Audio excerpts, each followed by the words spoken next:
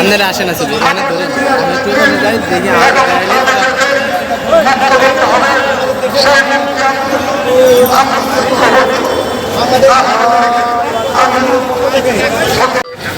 তারেক রহমানের বাংলাদেশ প্রিয় সংগ্রামী নেতৃবৃন্দ,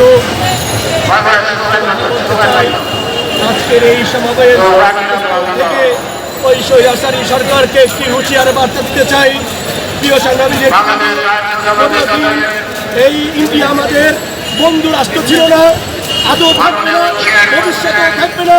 কাজেই ইন্ডিয়ার এই দাবি দেওয়া আমরা কোনোভাবেই আমরা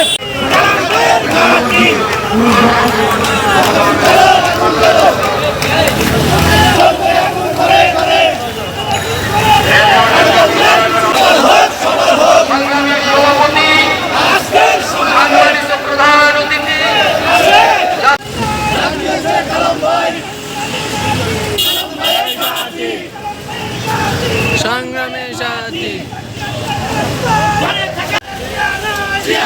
বাংলায় কে বলে জিয়া নয় তোর বাবারা